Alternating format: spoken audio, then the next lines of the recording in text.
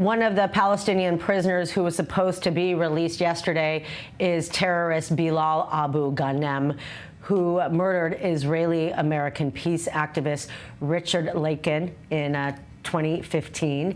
We are now joined by his son, Micah Avni, who is in the studio with us this evening. And thank you for being here. I imagine bittersweet emotions for you right now. Yes, mostly bitter. Mostly bitter, yes. So explain, first of all, your reaction, at least after the, the disturbing releases that we've been witnessing, in the past week and the past few weeks.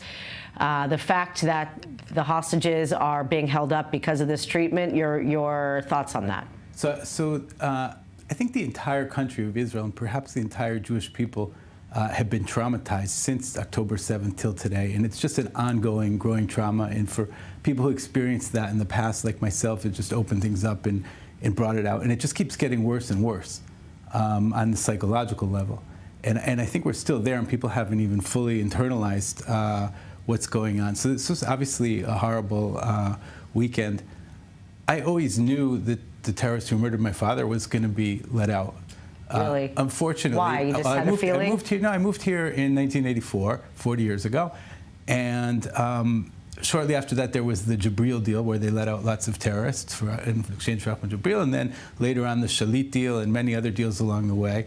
And it's become very clear that we've unfortunately got into this cycle of behaving, I would say, in Western manners while we're surrounded by radical Islamists who want to kill us all, and have an Arab mindset and Arab thinking and ideology. And so we spent 40 years trying to speak with them, right, and doing everything possible to coexist. And this was something that my father believed in strongly, and he spent a lot of time. He and my mother actually ran a school here where they had Jewish and Christian and Muslim children studying together as a matter of principle.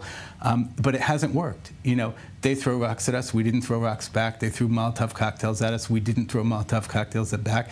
They shot at us. We shot back proportionally and immediately stopped to talk. And we kept trying and trying for 40 years. And when we arrested terrorists, we held them in fair trials and humane conditions in our prisons, and then they took hostages in exchange for them. And this cycle just kept going on, and we sort of screamed weakness to our neighbors. And so I knew that the time would come when he would be let out. And it's a horrible, horrible time right now, because on the one hand, you see the hostages, and it tears us all apart, right? I don't think there's a single person in Israel, I don't think there's a single Jew, maybe person around the world who isn't torn apart by this. It's horrible, and would do anything to get them out. And on the other hand, you understand that when you let terrorists out, they're going to go back to terror.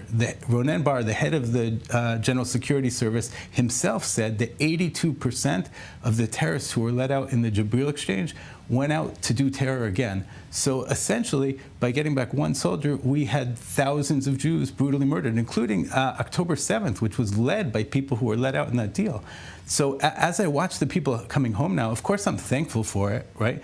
And I'm so happy for their families, and I felt their pain and I feel their happiness. However, it's clear to me that the terrorists we're letting out are going to murder thousands of people in the future. So getting reformed is not exactly something that would apparently ever happen. But my question is, how would your father give in? I mean, I know his activism goes back to the civil rights, to Martin Luther King.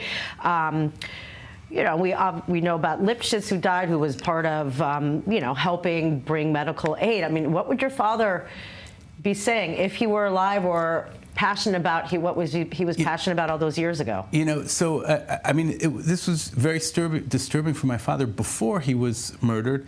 The Islamic Jihad and the Muslim Brotherhood in Israel and al-Fahim in the north had becoming more and more vocal over the years. And I remember a conversation distinctly a couple weeks before he was murdered, where he had cut out of the newspaper and printed out from the internet all sorts of articles with them inciting up north. And he was distraught about it. He saw the trend. I mean, he told me he sees it's not working. Now, he was a person who, by definition, could only give love, and that was the only way he looked at things, that he could just be kind to people and they would be kind back. And while I connect to that on many, many, many levels, with my children, with my friends, with my neighbors, when I look at our neighbors here in Gaza, in Judea and Samaria, it's not that 10 or 100 or 1,000 of them are against us. There are millions of people who want to throw us into the sea. They literally want to see us all dead and butchered. And after my father was murdered, there were 2 terrorists involved, and one of the terrorists was shot on the spot. He became a martyr. All of the Palestinian leadership and some of the Israeli Arab leadership went and celebrated his martyrdom, and then they went on and opened a kindergarten in his name, an elementary school in his name, a book club in his name, wow, the Palestinian Boy Scouts leadership training program in his name, and the university program in his name. So what you see there is just an ecosystem of incitement to terror, which went on for years and years and years, and we now just have millions of people around us who ideologically and religiously want to see us dead. And if we can't change our thinking to the old school Western liberal thinking of let's just sit down and talk about it, to you're sitting across the table from Nazis who want to see you dead, and if you're not able to address that by killing them first, you're gone. That's the situation. So I imagine today. for your father, given how he was, two-state solution was something he would have fought for. So now, at the time, but I'm quite sure he would have changed his mind, seeing what's going on. And I think essentially what's happened is almost everybody in Israel, and I've seen polling on this, has changed their mind because we understand we've tried for years and years and years and years, and it just can't work. It just can't work. Which is a real, moral dilemma, state of affairs that so many people have been fighting and trying to remain.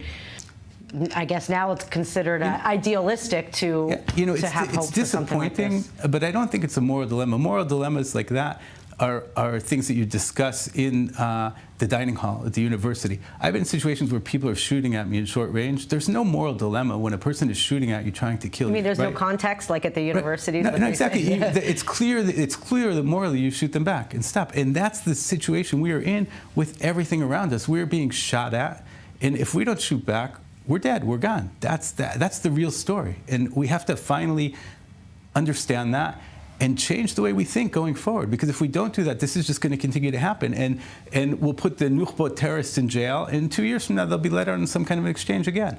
And more families will have to go through the horror on both sides of it of seeing the terrorists let out and having their families be taken hostage if we don't change our mindset. It really is a complicated position, for you personally and some of the others who lost their loved ones with, the murderers being let out. It is definitely a bittersweet, feeling that people just being let out scot-free, and a lot of them responsible for the bus bombings over the years. It's a horrible really hard feeling, but you understand on this immediate level. If you ask me today, I know that terrorist can be let out and a single person will come back alive, and I know that for sure.